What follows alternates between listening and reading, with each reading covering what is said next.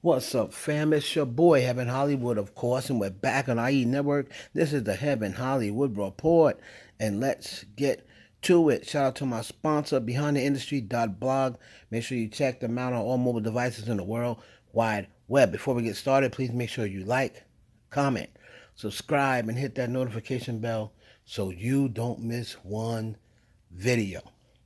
Let's go. I'm going to do my commentary on a bunch of different topics here.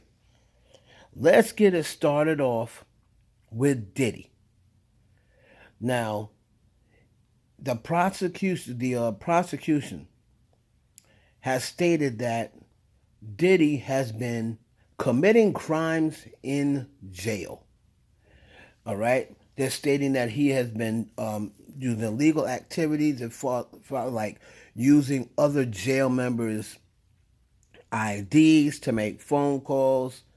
They saying they found notes that insinuate that he paid off the member of Dirty Money, Kalia Harper, to say those things. Remember when she came out and is pretty much going against what Dawn Rashad said? These notes are stating that it proves that he paid off Kalia Harper, and they want to use this to give to the judge to fight his bail, to say, you see, this is why we don't want him getting out. They're saying that he's trying to tamper with witnesses from jail through third parties. So they're basically saying that even though he's locked up, he is still out there witness tampering and trying to taint the jury pool, setting up things like for his kids. Remember the happy birthday? They're pretty much saying that was staged to try to paint a softer picture of him, right? So when they go and bring it to the judge will see that, since he's been in there, it looks like that he's trying to change and this, that, and the other. So and look how much his family needs him. So that's the angle that they're saying Diddy's trying to use. But all of these rules they're saying is being broken, saying that it's against the rules to use another inmate's ID number. And Diddy just seems like he's doing all he can to not get out of jail. What I don't understand is why he would do these things knowing that he's trying to get a bail hearing. Notice he has a bail hearing and trying to get out on bail. So let me just run down to you what exactly the prosecution is saying about what they found. So I am getting this from Legal Affairs and Trials with Megan Cuniff. So shout out to Megan Cuniff.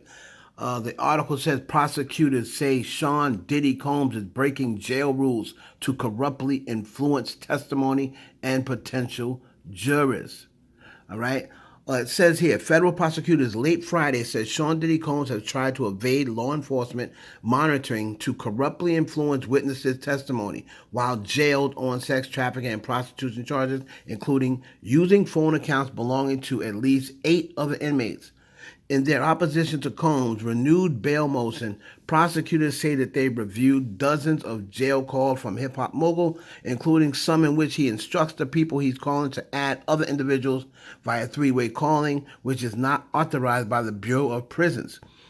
Combs also directs others to pay inmates to use their personal access codes for jail phone calls, including through payment processing apps and BOP commissary account deposits, according to the 30-page filing from the U.S. Attorney's Office for the Southern District of New York and Manhattan. The defendant knows this is against BOP regulations. At the outset of each telephone call, the inmate is prompted to enter his PAC number, after which an automated recording announces sharing a PAC number is against BOP policy and is subject to disciplinary action, the prosecutors wrote. Prosecutors say that the violations are part of Combs' effort to orchestrate a public relations campaign aimed at influencing people who may eventually serve on the jury in his criminal trial, including by enlisting his children who post videos on social media celebrating his birthday, and they say his own words prove his intent. The defendant from within the Metropolitan Detention Center then monitored the analytics, i.e., audience engagement, and explicitly discussed with the family how to ensure that the video had its desired effect on potential jury members in this case, according to the filing. Besides flagrantly violating the court October 25th, 2024 order prohibiting this kind of interference with fair trial, the defendant's own words make clear that his intent is to improperly influence the jury pool in this criminal proceeding. Now, Diddy and his lawyers immediately fought back and said, this is BS. All right? They're saying that Diddy did not do that, and now there's going to be an emergency hearing. Okay? It's going to be an emergency hearing. And this is what Diddy's lawyers had to say. Now, shout out to TMZ. I'm getting the article there on Section 107 of the Copyright Act, Fair Use Act. Diddy's legal, this is from TMZ, Diddy's legal team said the feds raided his jail cell and seized a bunch of privileged materials, including notes to his lawyers about his upcoming trial, TMZ has learned. According to the new legal docs obtained by TMZ, Diddy's lawyer Mark Agnifilio claims they just found out Friday night that prosecutors are in possession of an attorney privilege material that was seized from Diddy's jail cell at the Metropolitan Detention Center in Brooklyn. Agnifilio claims the privileged materials include Diddy's handwritten notes to his legal team concerning defense witnesses and defense strategies for his upcoming trial in May. Diddy's attorney said that the feds already admitted to possessing notes recovered from Diddy's cell, and he says the search and seize violates Diddy's 4th, 5th, and 6th Amendment rights. What's more, Diddy's legal team says that the notes were taken from his cell and turned over to the trial prosecutors, in his case, who he believes may have had used the materials in legal filings to keep Diddy behind bars. Diddy's attorney is asking for an immediate hearing to get to the bottom of things. He wants the feds to answer who authorized a search of Diddy's cell, who determined what materials to take, who decided to give these materials to the U.S. Attorney's Office, and who decided to give the materials to the trial prosecutors, who decided not to tell Diddy about the seizure and the seizure and what exactly was taken. So it looks as though all that stuff that they said they had found, and I got into some of it, there was more stuff, mainly dealing with phone calls and of that nature. But they're basically saying this is not legal, how they obtained this information.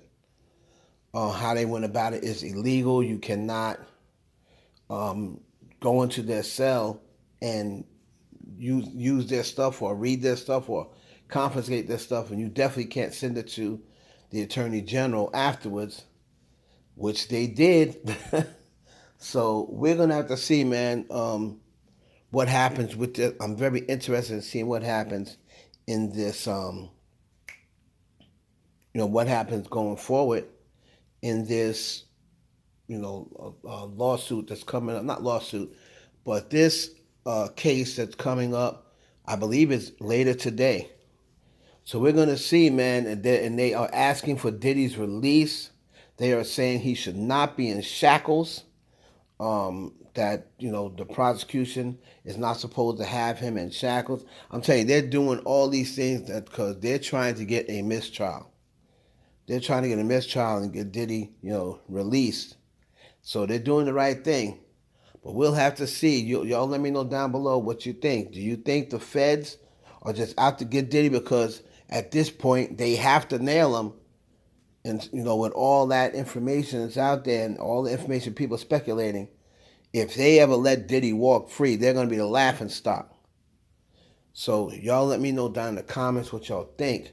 It's your boy, Heaven Hollywood for the IE Network. Please like, comment, subscribe, and share this video with your friends.